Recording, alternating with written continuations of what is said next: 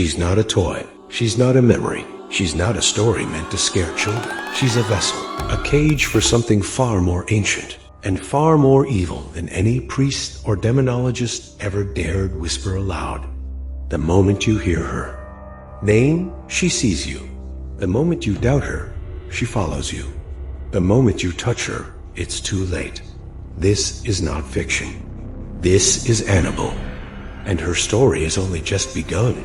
It began in the winter of 1968. Donna Bennett, a 24-year-old nursing student, lived in a modest Hartford apartment with her best friend Angie. Life was simple early morning classes, night shifts at the hospital, and coffee-fueled weekends filled with laughter and exhaustion. But everything changed the day a package arrived from Donna's mother in Buffalo. Asterisk, it wasn't her birthday. There was no holiday. Just a box, asterisk inside it, a vintage Raggedy Ann doll, threadbare red yarn for hair, faded button eyes, and a soft smile stitched in worn black thread. Wrapped around her cloth body was an old silk ribbon. No note, no explanation. Asterisk Donna, always fond of antiques, smiled. She's cute, she said, setting the doll in a wooden rocking chair by the window. Asterisk Angie wrinkled her nose. She's creepy, is what she is. Where's the card? Asterisk, there wasn't one. But neither of them thought much of it until things started moving. Asterisk, at first, it was subtle. The doll would be found on the couch instead of the chair. Then the hallway. Then standing upright against the wall. Donna blamed herself. Angie blamed each other. But neither had touched it. Asterisk, then came the notes. Torn pieces of parchment with childlike scrawls. Help me. Help Lou. I see you. Asterisk, neither girl owned parchment, or a fountain pen, or had ever heard the name Lou. Asterisk, the air in the apartment changed. It grew heavier, colder. The lights flickered when they passed the doll. Asterisk, one night, Lou, Angie's fiancé, stayed over. He hated the doll the moment he saw it. Asterisk, that thing's evil, he muttered. Asterisk, at 3:13 a.m., he woke up screaming. 3 bloody claw marks streaked across his chest. Asterisk, I saw her, he gasped. She climbed on top of me. She smiled. Asterisk, Donna and Angie were done pretending. They called a medium. Asterisk, the séance was held in their tiny living room. Candles lit, the doll between them. The medium trembled. Asterisk, a child, she whispered. Annabelle Higgins, 7 years old. Died here long ago. She's lonely. She wants love. Asterisk, Donna felt her heart break. Can she stay? Asterisk, the medium's voice deepened. She already has. From that moment, Annabelle was no longer just a doll. The walls bled. The air turned sour. Doors slammed. Whispers echoed at night. The rocking chair moved on its own. One night, Donna woke to find Annabelle inches from her face, eyes staring straight into hers. Asterisk, they tried burning the doll. She didn't catch fire. Asterisk, they tried throwing her out. She returned the next morning. Asterisk, Lou's car crashed on his way to work. He survived, but barely. The mechanic said the brakes had been severed clean. Asterisk, they were desperate. That's when they heard of the Warrens. Asterisk, Ed and Lorraine arrived quietly. Professional, calm. Asterisk, Lorraine refused to enter at first. Something is already inside, she whispered. Asterisk, they blessed the home. Ed examined the doll. Asterisk, this isn't a child, he said. It's demonic. It's pretending. And it's waiting. They took Annabelle, locked her in a sacred glass case at their occult museum. Asterisk, for a while, things were quiet. Asterisk, but evil never sleeps. And Annabelle was not finished. The Warrens believed locking Annabelle away in their sacred glass, case blessed by the church and sealed with holy relics, would end the horror. But evil isn't bound by glass. It lingers. It waits, and when the whispers begin, they do so. Softly, like the flicker of a dying candle. Asterisk Ed was the first to hear them. Asterisk, it was late long after visiting hours at the occult museum had ended. He was cataloging new relics when the air grew still, and the temperature dropped 10 degrees in seconds. From behind the locked room where Annabelle sat, a sound echoed through the hall. Asterisk Ed. A child's voice. He turned. No one. Asterisk inside the case. The doll sat perfectly still, yet the floorboards beneath it creaked, as though someone had just stepped away. Asterisk Lorraine was next. She dreamed of Annabelle night after night, always in shadows, always watching. The worst dream came 3 nights in a row. Asterisk in it, she stood in their bedroom, unable to move, her mouth sewn shut, and Annabelle sat at the edge of the bed staring, not smiling anymore, grinning.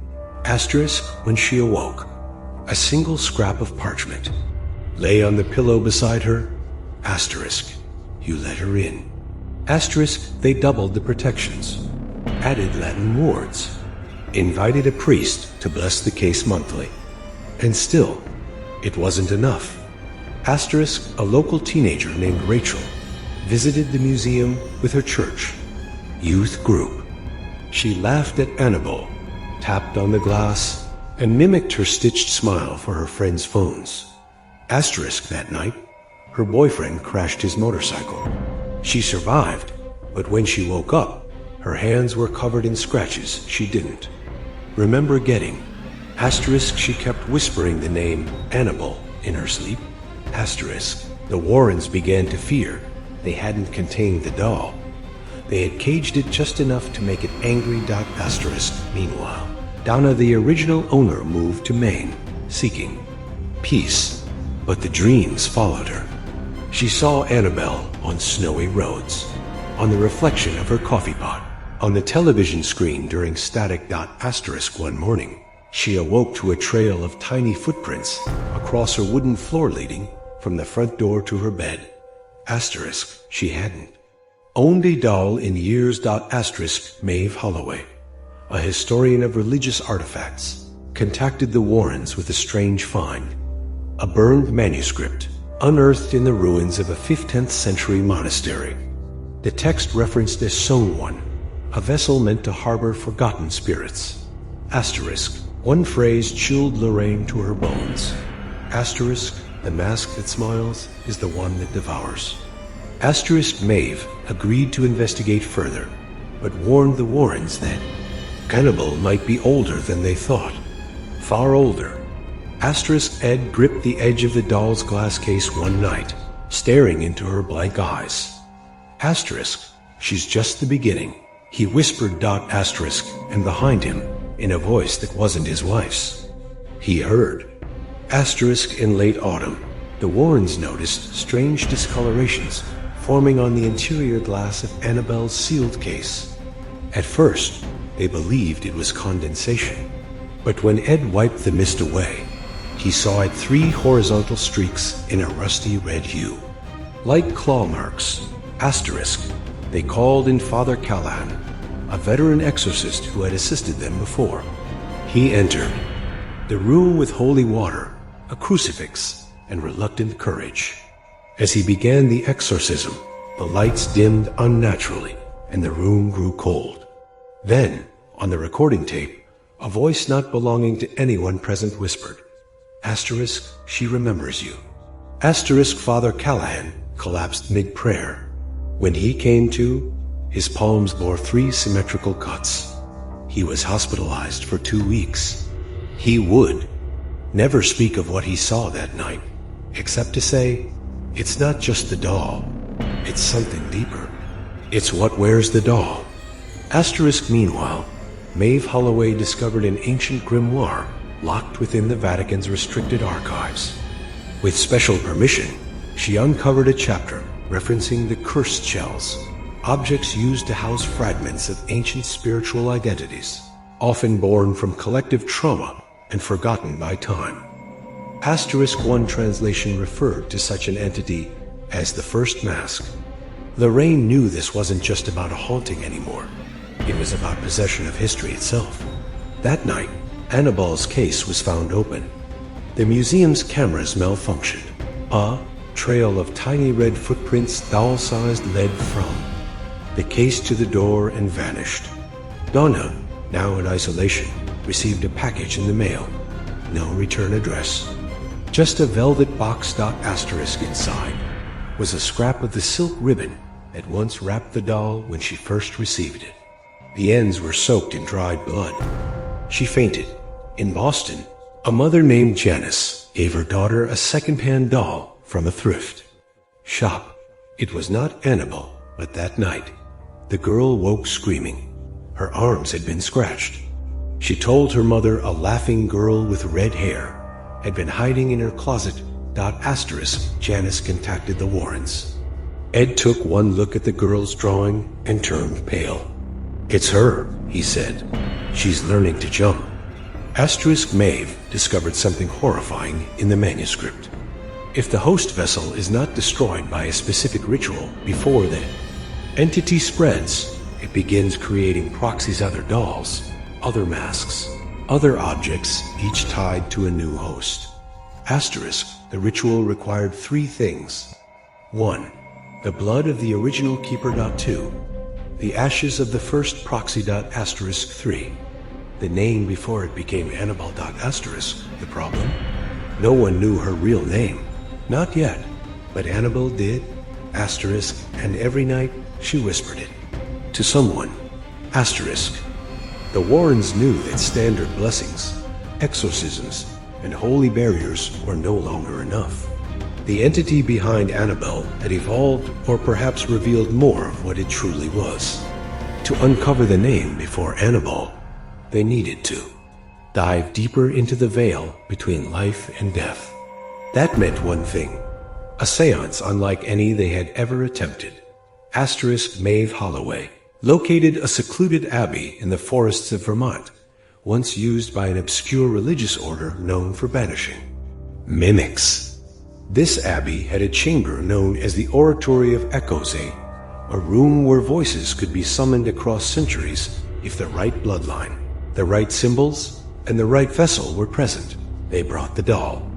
Ed, Lorraine, Maeve, and a spiritual medium named Celeste Morgan gathered inside the chamber, surrounded by glyphs etched in ash and bone. A circle was drawn in lamb's blood mixed with crushed myrrh. The doll was placed at its center. Asterisk Celeste opened the séance with prayers in multiple tongues. Her voice strained under the pressure of what she was inviting. The air collapsed. Time warped. The walls bled shadow. And then a whisper. Asterisk, not from the doll, from behind the walls. 1,000 voices speaking at once. Asterisk. Do you remember her name? Asterisk Celeste's eyes turned white. Her mouth hung open. She pointed to the doll. Asterisk, she was never Annabelle, Celeste croaked. That name was given to hide, to protect you. The doll levitated. A wind howled through the sealed abbey. Asterisk Lorraine screamed as blood trickled from her ears. She saw flashes. A wooden village on fire. A girl with black eyes. A ceremonial mask stitched from skin. A knife held by trembling hands. Celeste collapsed. The séance ended violently. The windows exploded. The candle flames spiraled upward into nothingness. Asterisk. When the dust settled, the doll remained.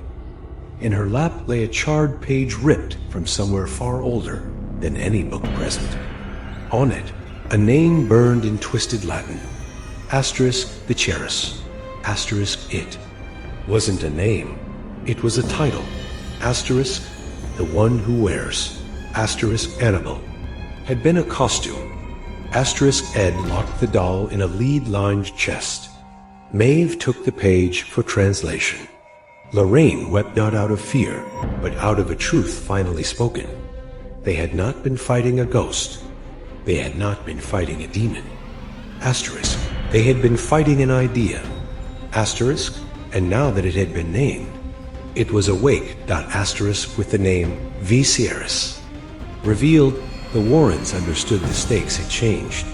This wasn't a haunting, it was a rebirth. The entity behind Annabelle had been waiting, biding time, regaining strength until it was remembered. And now it had begun to wake. Asterisk Maeve sent the burned parchment to a trusted contact in Rome, a theologian named Father Lucian. His findings shook Ed to his core. Asterisk Viserys was mentioned in one of the earliest censored church texts. The Mask of Silence, a document thought to be lost in the Crusades, warned of an entity that didn't possess bodies, but stories. Lived in tales, in whispers, in toys, in paintings, anything that carried memory. Anything that mimicked asterisk the doll wasn't just a vessel. It was a key. Asterisk Lorraine began seeing things. Not visions real, tactile hallucinations. Faces in mirrors that weren't hers. Voices on the phone that called her mother. At night, Annabelle appeared in their bedroom, not in body, but in shadow, projected against the walls, whispering in reverse Latin. Asterisk, emerge, embrace, erase. Asterisk Maeve was attacked in her hotel. Her room was torn apart, papers shredded.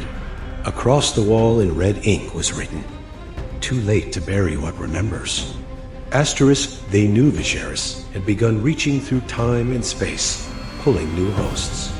Annabelle's form was a myth people had started to share online, in forums, in YouTube videos. It was becoming stronger with each retelling. Asterisk Ed proposed a desperate measure, to relocate the doll to an underground crypt beneath the monastery where the séance occurred. There, they could trap Viserys in a binding circle marked by an ancient Hebrew word, Nethrin, meaning no more names. Asterisk, they assembled a small team: Ed, Lorraine, Maeve, and a young seminarian named Peter Reyes, who had dreams of Annabelle every night since birth, but had never seen her in person. Asterisk Peter confessed to the group that he had been drawing the doll's face since he was 6. When he saw her in the museum for the first time, he whispered, "She's been waiting for me." Maeve feared Peter was a new vessel. They brought him anyway. Asterisk, as they reached the monastery's depths, the walls began to hum. The doll grew warm. The box shook violently. Asterisk in the chamber. Lorraine began the rites. Ed placed the doll in the circle. Peter held the sacred text. Then the lights went out. Screams. Asterisk shadows stretched across stone. Asterisk, the doll's smile widened. Her head twisted 180 degrees. Peter levitated off the ground. "Annabelle is not the beginning," he whispered in Viserys's voice. "She is the invitation." Lorraine screamed, finishing the rite. A wind unlike any storm erupted, knocking them all down. Peter collapsed. The doll shattered, cloth torn. Eyes popped loose, head cracked in two. Asterisk, but from the remains, smoke rose. Formless, hissing. It wasn't over. The entity had been cast out of its vessel. Asterisk, but now it needed a new one. Asterisk after. The ritual, the Annabelle doll lay in pieces, her cloth skin ripped open, her hollow button eyes shattered. Yet the Warrens knew better than to declare victory. The vessel was broken, but the entity had escaped. Asterisk, they buried the remains in a lead-lined box, sealed it with holy sigils, and placed it beneath the chapel floor of the old monastery, where the altar had stood centuries ago. Candles burned at each corner of the crypt, replaced weekly by blind monks who had taken a vow never to speak her name. Asterisk, but silence, like fire, cannot burn forever. Asterisk Maeve Holloway retreated from public life. She burned every copy of her notes, deleted her research. Yet one night, she found a page in her journal she hadn't written. Asterisk, I'm not in the doll anymore. I'm in the telling. She stopped sleeping. Ed and Lorraine returned home to Connecticut. Their museum now empty of Annabelle, but plagued with malfunctions. Alarms triggered nightly. Objects moved. One morning, the word emerge was found scratched into the glass of her former case from the inside. Asterisk Peter Reyes, who had spoken in Viserys's voice, was institutionalized. The doctors found no brain trauma, only extreme terror. He spoke only in whispers and refused to look into mirrors. He drew circles, thousands of them. Asterisk, each one with a smiling face at the center. Asterisk in Seattle, a podcaster named Theo Manson began a series on haunted artifacts. Episode 4 was titled The Demon Doll That Vanished. He used Annabelle's name, played recordings of seance audio leaked by Maeve. Within 48 hours, Theo's house burned down. Asterisk the cause? Spontaneous ignition, according to fire marshals. What survived the fire was a charred notebook containing one sentence. She heard me say it. Asterisk the Warrens feared the truth Annabelle had become a meme, a viral idea, and Viserys, unchained from its cloth skin, had evolved into something modern, a parasite of attention. Every new story was another gate open. Every retelling was another mask it could wear. Asterisk, so they silenced themselves. They shut down the museum, burned the tapes, sealed the case in concrete. Asterisk, but they could not stop them. Whirled from speaking her name. Asterisk, somewhere in Montana, a girl drew a doll on her wall. She called it Anna. Asterisk in Chicago, a teacher found a child whispering to a broken ragdoll in an empty classroom. When asked what she was saying, the girl replied, "She told me her name again." Asterisk in Italy, Father Lucian vanished. His last email to Maeve read, Asterisk, Viserys is no longer searching. It's choosing. Dover, Massachusetts had always been a quiet place. Old brick buildings, cobbled streets, and the kind of fog that never quite lifted in autumn. Nothing happened in Dover, at least not since 1969. Asterisk that year, a series of events scarred the town. An entire classroom of children fell silent for weeks after claiming a smiling girl visited their dreams. A nurse disappeared from the local clinic.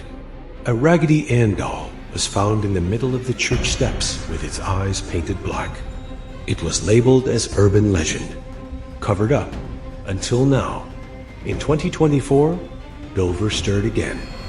Asterisk, it began with small things. Mail arriving in parchment envelopes with no stamps. Children humming songs no one taught them. Drawings of a red-haired doll taped to telephone poles. Then came the disappearances. 3 teenagers exploring the woods behind St. Harlow Cemetery vanished. Search parties found only their phones. On each screen, the camera had been left running. All captured the same thing, a laugh, and the words, "Say my name." Asterisk Maeve Holloway, hearing the news, felt a shiver run down her spine. She traveled to Dover under a pseudonym, posing as a journalist. Her arrival was met with suspicion. Locals had long memories. Some recognized her. Asterisk, she met with an elderly priest, Father O'Connor, who had served since the 60s. His hands shook when she mentioned the doll. Asterisk, she came back, he whispered. Same eyes, same smile, different mask. Asterisk Maeve discovered that the town's children had started a game called Anna Knocks. One child would sit in a dark room while the others chanted, Asterisk, Anna, Anna, where do you hide? Behind the smile, or deep inside? Those who played were never the same. They drew endless spirals, refused to sleep. One girl tried to cut open her doll's mouth to let her breathe. Asterisk in the town archive. Maeve found an old newspaper clipping from 1969. It showed a group of schoolchildren standing near a CHALKBOARD dot asterisk in the photo's corner. Almost imperceptibly stood a figure in the shadows. Short, ragged, smiling. Asterisk, it wasn't. In the original negative, asterisk, that night, Maeve recorded her findings into a digital voice recorder. When she played it back, the final 30 seconds were replaced with static and a voice whispering, asterisk, you brought her here. She ran, but it was too late. Asterisk, the following week, the entire town of Dover experienced a blackout. No phones, no power, no exits. Asterisk, when the power returned, 14 people had vanished. In their place, dolls were found handmade, stitched, with red, yarn hair. One sat on the mayor's desk, one on a school teacher's chair, asterisk, one on Maeve's pillow. They weren't just dolls. They were invitations. Asterisk, Donna Hathaway had tried for decades to forget. The doll, the scratches, the séance. She moved across the country, changed her name, married, divorced, and built a quiet life in Oregon, far from Connecticut, far from the Warrens, and far from Annabelle. But the nightmares never stopped. Became worse after she turned 75. In her dreams, she stood in a hallway of doors. Behind each one, whispers. Behind the last, Annabelle no longer cloth and button-eyed, but pale, grinning, with something human inside. Then came the letter. No stamp. No sender. Just her name, Donna, written in childish scrawl. Asterisk inside was a photo. It was Donna as a young woman, asleep in her college dorm. In her lap sat the doll, but the picture had never been taken. On the back, you said yes. Say it again. Donna knew what she had to do. She contacted Maeve Holloway, begging for a meeting.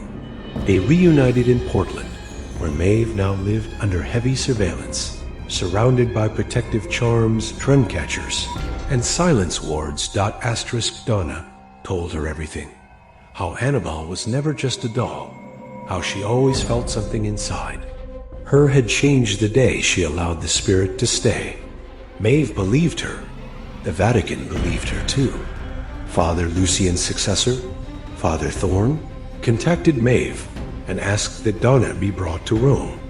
They believed she was a first conduit, a person who had offered consent, willingly or unknowingly, to the entity. Donna agreed. But on. The flight, turbulence struck. The plane never made it to Rome. It vanished from radar over the Atlantic for 37 minutes. Asterisk, when it reappeared, the pilots were unconscious, the cabin lights flickering, and every passenger asleep. Except Donna. She was found standing in the aisle, eyes open, muttering, asterisk, she doesn't need the doll anymore. She wears the air. Asterisk, she was taken into quarantine by church authorities.